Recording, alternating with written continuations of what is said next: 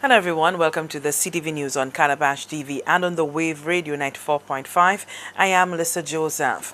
Well, as the opportunities for trade and investment between St. Lucia and the United Kingdom come in for close examination, the local private sector has been told to raise its game if it is to truly enjoy any gains. This from the country manager of the British Caribbean Chamber of Commerce. With St. Lucia's economy still experiencing negligible growth, Randolph Cato has suggested that a conscious decision be made to improve on the quality and standard of goods and services coming out of St. Lucia. The only way that a country, any country, can get out of any economic doldrum, any economic difficulty, is to grow its way out. It doesn't get out of it by hoping. It does not get out of it by complaining. It does not get out of it by simply sitting and saying, oh, things are hard and things are bad and nobody's doing anything. It gets out of it by the people in that country doing something, by recognizing that we've got to become productive. We have got to find the right goods and services that would be demanded on an external market. We've got to find the ways and means of getting those goods and services to that external market of interest. We've got to get it there at a price that someone is going to be prepared to pay for it there.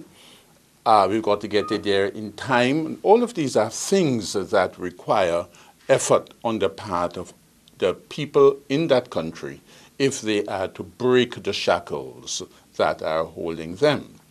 As again, you don't do it by wishful thinking. We don't do it by hoping. We do it by working.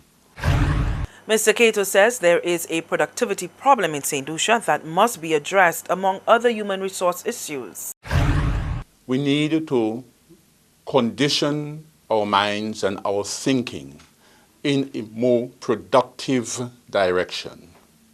We've got to recognize that productivity is the key. And productivity does not come about by shirking work and by developing attitudes that says, well, that is somebody else's problem, not mine. Somebody else going to deal with that problem. I am not going to deal with it. That's not productivity. And until we can begin to shift that approach and that stance into seeing that as a people, we've got to identify those things that we do and do them well. And once we do them well, that there is a market that will receive those things, whether we produce goods, whether we produce services, that the market is there, and we've got to attempt to get to that market. So the onus really is upon us and not upon anyone else. And the work of the British Caribbean Chamber of Commerce is really to facilitate and to help and to enable those persons who want to produce goods and services that they want to see enter the British market or vice versa, that can happen. But it can only happen if those goods and services are produced. The British Caribbean Chamber of Commerce opened its second office in the region here in St. Lucia last week.